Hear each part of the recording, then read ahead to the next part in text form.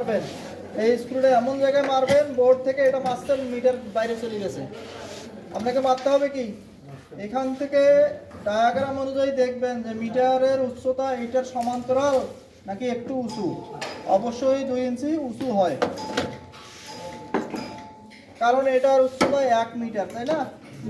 এমডিবির উচ্চতা 1 মিটার, মেজো থেকে 1 মিটার, আর এসডিবির উচ্চতা 1.7 থেকে 2 মিটার, 2 মিটার না? আর এসডিবির উচ্চতাও এসডিবির উচ্চতাও হচ্ছে 1.7 থেকে 2 মিটার। তো আর এই এনার্জি মিটারের উচ্চতা হচ্ছে কয় মিটার? মেজো থেকে 1.75 মিটার।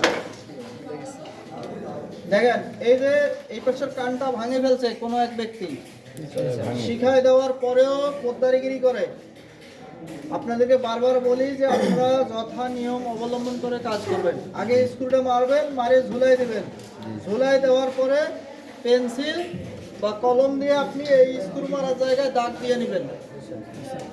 দেখুন যে এইভাবে এই যে এই জায়গায় দাগ দিয়ে নিলেন, এখানে ছিদ্র থাকলে দাগ দিয়ে নিলেন, এরপরে এটা নামায় রাখবেন, নামায় রেখে আপনি ফুটা করে নেবেন।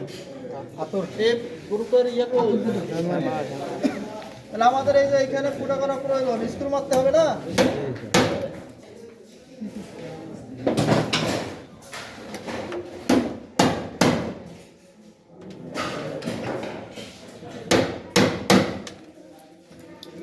না, তাহলে এখন এটা আমি ঝুলাই দিয়ে স্ক্রু মারে দেব। চেষ্টা করবেন বড় স্ক্রু মারলে ভালো হয়, ছোট স্ক্রু দিয়েও হয় অনেক সময়। এক একটা মিটারের মডেল এক এক রকম, এক এক মিটারে বড় স্ক্রু মারার অপশন আছে, এক মিটারে ছোট স্ক্রু মারার অপশন আছে। হ্যাঁ, আর অবশ্যই ভালো স্ক্রুগুলো ব্যবহার করবেন, তাহলে স্লাইড করবে না, স্ক্রু ড্রাইভার নষ্ট হবে না। হ্যাঁ, কাজ করে শান্তি পাবে।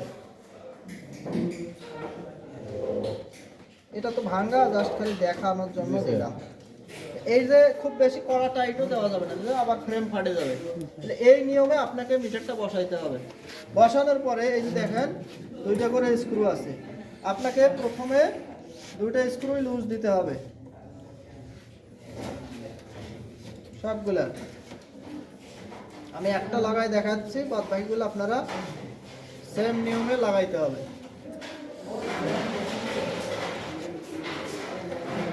আবার বেশি লুজ দিলে দেখা গেল যে নাটটা খুলে পড়ে হারায় যাবে। এখন আপনাকে একটা কেবল নিতে হবে,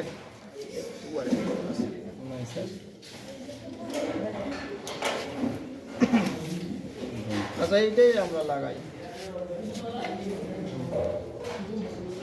যেহেতু প্রথমে লাল, তারপরে কালো, আবার কালো, তারপরে লাল, তাই না? এখন আমাকে এখানে 4 RM কেবলের পরিবর্তে 2.5 RM দেওয়া হবে বা 2 RM দেওয়া হবে, যে এইটা দিয়ে কাজ চালাই দেন। তখন আপনাকে কি করতে হবে, এটাকে 4 RM বানাইতে হবে।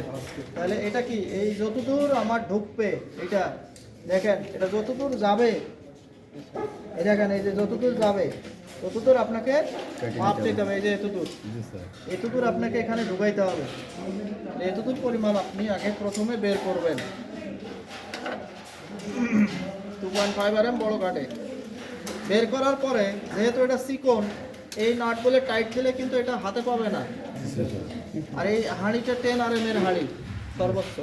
তা আপনাকে এটা কি করতে হবে, 2 ভাঁজ করতে হবে। তাহলে আপনি যতটুকু এখানে মাপ দিয়েছেন ততটুকু আবার বের করবেন 2 বার।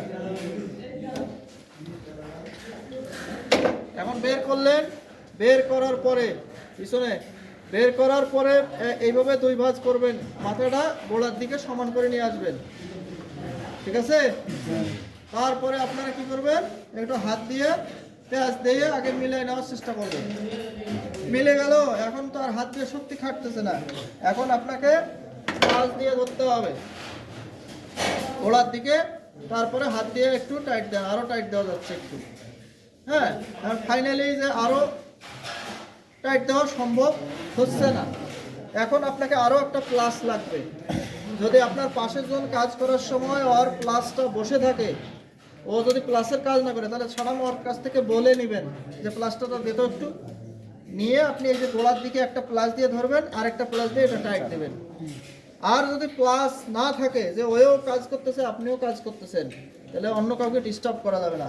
আমাদের ওয়্যার স্টেপার সবারই একটা করে থাকবে। ওয়্যার স্টেপারের এই যে সামনের মাথা দেখেন ধরার জায়গা আছে একটু, জি স্যার। ওয়্যার স্টেপারের এই সামনের দাঁত আছে, এইখান দিয়ে ধরা যাবে হালকাভাবে কোনো কিছু। তাহলে এখন আমি এইটাকে এইভাবে ধরবো, ধরলে আর ঘোরাঘুরি করবে না, আমার প্লাসের কাজটা অনেকটাই হয়ে যাবে। তারপরে আমি আমার প্লাসটা দিয়ে আমি এইভাবে বাকিটুকু টুইস্ট করব সুন্দরভাবে, যেন মনে না হয় যে এটা দুই ভাঁজ করা কেবলের তার।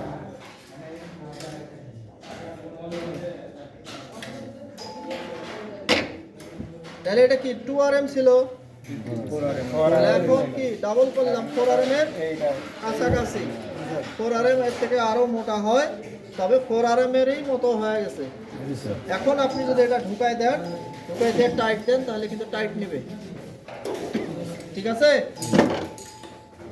তাহলে আমরা এখন এটা ঢুকাই দেব, ঢুকাই দিয়ে দেখি যে এটা বাইরে বের হয়ে থাকে কিনা বা সমান্তরাল হয় কিনা। এটা কিন্তু সমান হইতে হবে, এই ইনসুলেশন ভিতরে নিয়ে যাওয়া যাবে না। ভাঁজ করে দিয়ে ইনসুলেশন ঢুকাই দিয়ে টাইট দেওয়া যাবে না, কারণ এটা ভবিষ্যতে ইনসুলেশনটা লুজ হয়ে যাবে। গরমের দিনে রাবার গরম হলে বাড়বে, এখানে লুজ হয়ে যাবে, খুলে যাবে, অথবা লুজ কানেকশন হবে। সেই কারণে আপনাকে কানেক্টিভিটি সঠিক করার জন্য এখানে কন্ডাক্টর ঢুকাইতে হবে, তাই ঢুকাইতে হবে। বোঝা গেল? তাহলে আমরা এইভাবে ঢুকাই দেবো। এখন দেখেন, যদি কোনো কারণে এটা একটু বড় বেশি মনে হয়, তাহলে আপনি এখন যদি মাথাটা একটু কেটে দেন, কোনো অসুবিধা নাই, খুলে যাওয়ার কোনো চান্স নাই, কারণ আমি তো ভালোভাবে পেঁয়াজ দিছি, তাই না? তাহলে এখন আমি ঠিকভাবে লাগাবো। প্রথমে উপরের স্ক্রু টাইট দিতে হবে, প্রথমে উপরের স্ক্রু টাইট দিতে হবে। টাইট দেওয়ার পরে দেখতে হবে যে এই স্ক্রুটা ওইটা হাতে পাইছে কিনা, লাগছে কিনা।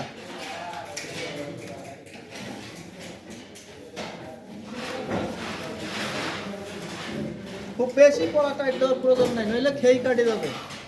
এরপরে আপনি নিজে টানি দেখবেন এটা লাগছে কিনা, অ্যাসেসররা কিন্তু এইভাবে টানি দেখবে।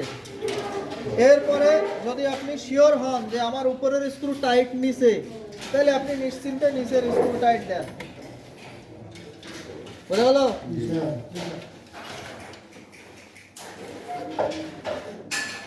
এই খুব বেশি আহামরি কড়া টাইট দিতে গেলে যে ওই রকম মিটারগুলো নষ্ট হয়ে যায়। এখন বাদ বাকিগুলো সেম নিয়মে লাগাইতে হবে, তারপরে কালো হবে, তারপরে লাল হবে। ঠিক একই পন্থা অবলম্বন করে বাকিগুলো লাগাবেন পরবর্তীতে পরীক্ষার দিনে। হ্যাঁ, এখন দেখেন সার্কিট ব্রেকারের যে এই হাঁড়িগুলা দেখেন, এগুলাও কিন্তু 10RM সম্ভবত লাগানো যাবে, অনেক মোটা। এখানেও যদি আপনি এই যে এই চিকন শুধু মাথা বের করে ঢুকিয়ে দিয়ে টাইট দেন, থ্রেড কিন্তু নেবে না। যতই টাইট দেন না কেন, কড়া টাইট দেন না কেন, এটা কিন্তু খুলে আসবে। এই কিরে, লাগবে না কালকে পরীক্ষার সময়? টিউবলাইটের বাল্বটা খোলেন, বেজটা তো জমা দিতে বলে নাই। তাহলে একই নিয়ম আমরা এখানেও অবলম্বন করব। যেহেতু আমাদের সার্কিট ব্রেকারগুলো ব্যবহৃত হচ্ছে, নতুন ব্রেকার হইলে একবার দিলেই টাইট নেবে। তবে এক চান্সে কাজ করতে পারা ভালো, এক কাজ বারবার লাগাইলা একটু নড়াচড়া হইলো আবার তারটা খুলে গেল, এরকম যেন না হয়। সেই জন্য আমরা কি করব, আমাদের এই যে এখানে দেখেন সার্কিট ব্রেকারের যে ছিদ্রটা আছে, এটা এতটুকু ঢুকতেছে, তার সে আমি ডাবল বের করব। ঠিক একই নিয়মে আমি এটার মাথাটা যতটুকু ঢুকে তার চেয়ে ডাবল বের করব। বের করার পরে এইভাবে ভাঁজ দেব। এটা আগে সে পেঁচাইছিল তো, তারপরে আপনি ঠিক এইভাবে হাত দিয়ে যতটুকু পারেন পেঁয়াজ দিবেন, না পারলে এই যে ওয়্যার স্টেপার দিয়ে গোড়ায় চাপে ধরবেন, ধরে এইভাবে পেঁয়াজ দেবেন।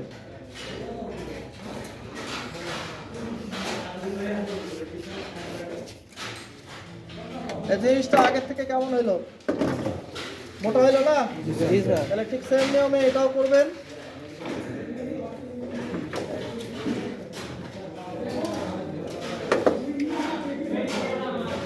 সুইচে বলেন, রেগুলেটরের তার বলেন, ওয়্যার কি বলে, সার্কিট ব্রেকার বলেন, যেখানেই বলেন না কেন, কোথাও ইনসুলেশন সহ ঢোকানো যাবে না। এখন আপনি লাগাবেন কিভাবে? আগে হাতের উপর নেবেন, নিয়ে লাগাবেন। নিচেরটা এবিএস দিয়ে ঢুকাই নেবেন, এটা বানাই নেই।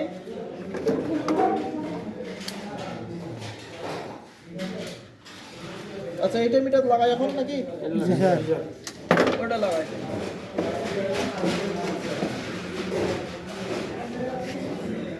যদি ওটা চারটে কেবল লাগাই আছে, এটা ধরো, এটা পরে লাগাই। এইটা দেখেন কানগুলো সব ভাঙে ফেলছে। তারপরে এই যে দুই পাশে একটু করে আছে, দুই পাশে দুইটা স্ক্রু মারলে কিন্তু মোটামুটি একটু হালকা টাইট হবে। এখানে কিন্তু দেখেন ছোট স্ক্রু দিয়ে হাতে পাবে না, ওটা পাবে। অল্প একটু দেওয়া যাবে মনে হয়। ঠিক আছে, ও যেন খালি নরম না হয়। এগুলো কাঠ না, নরম কাঠ, কদম কাঠ, এগুলো এমনিতেই আটকে দেয়। দেখেন আটকে গেছে কিন্তু। জি স্যার। এখন আপনারা এটা এই দুইটা এই দিক দিয়ে ঢুকবে না, এটা আমরা বানাই নেই।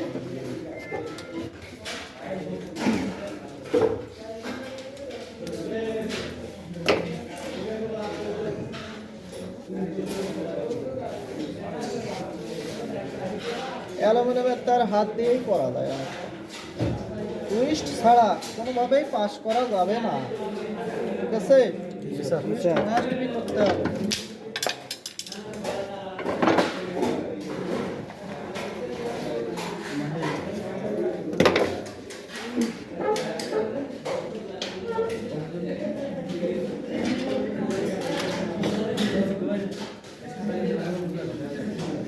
ওমা পয়সা সব।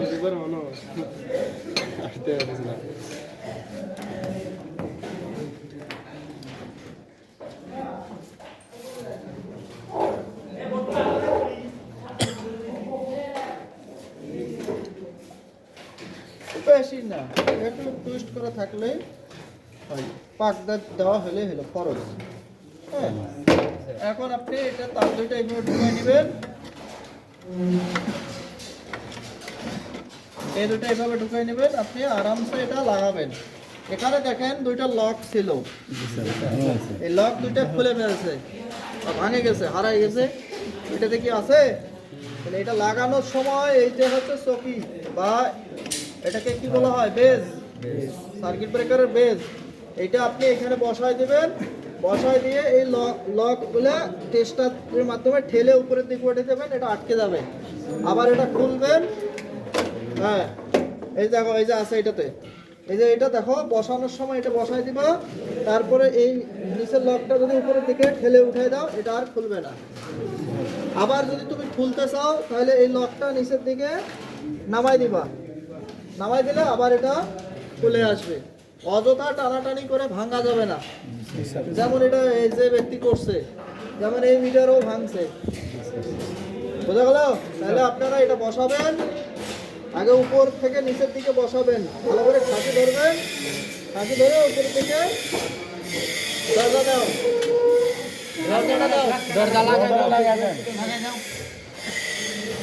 কি করবে রে? হ্যাঁ, বলে আটা করে কি কাটে? গ্যান্ডিং দেন কি কাটছে? তাহলে এই হলো অবস্থা, দেখা যায়। আপনারা একটু ফাঁক হলে তো সামনে গেলে দেখা যায় পিছন সহ। বসো সব বসো। এই সুন্দর করে দেখো। ঠিক আছে, লাগছে। এখন এই ভালো আছে কিনা জানি না, লাগাই দেখি। তাহলে পাম্প সার্কিট ডায়াগ্রাম অনুযায়ী পাম্প সাইড দিয়ে লাল, তাই না? আর ডান সাইড দিয়ে কালো। কালো।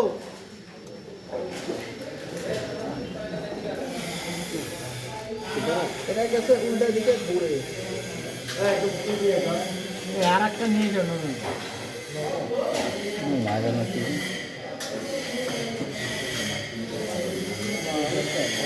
এইভাবে হাতের উপর রেখে টাইট দেবেন, তাহলে ভালোভাবে টাইট হবে। হ্যাঁ, হ্যাঁ। এখন কালোটা কখনোই ইনসুলেশন সহ যেন ভিতরে না যায়, এটা মাথায় রাখবেন।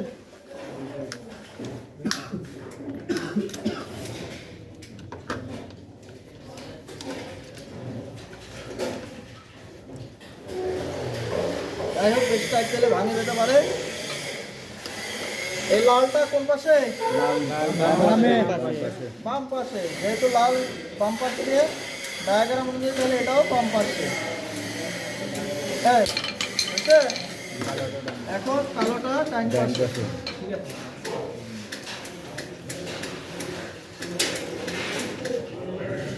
এই মালটা রিজেক্ট হিসেবে ফালাই দিছিল, অথচ মালটা এটা ভালো আছে। এখন এইভাবে টানে দেবেন। তবে সার্কিট ব্রেকার বক্সের ভিতরে এক্সেস কেবল রাখতে হয়, কারণ ভবিষ্যতে মাথা কেটে আবার ব্যবহার করা যায়। ঠিক আছে, এই যে আমাদের এটাতে লক নাই, সেই জন্য এটা নড়াচড়া করতেছে। লক থাকলে ঠেলে দিলে আটকে যেত। এই হচ্ছে সার্কিট ব্রেকার। পরে আসছেন কারা? আপনি, আপনারা তিনজন। কেন? এরাও যা হয়েছে তাই খাইছে। আপনাদের সকালবেলা থেকে বিষ লাগে নাই? আপনারা ক্লাস টাইমে আসেন না? যতগুলো জিনিস শেখাইলাম আপনি একটাও পারবেন না, এরাও পারবে না। খালি অজুহাত, এরা তো কেউ অজুহাত দেয় না। আপনি একটা অজুহাত পারি, আরো দুই একটা অজুহাত আছে। ঠিক আছে, আপনারা দেরি করে আসেন। দেখেন এখন আপনার সার্কিটের কাজ শেষ। এখন আমরা টেস্ট, সবাই হাতে নেন, সবাই শীট হাতে নেন।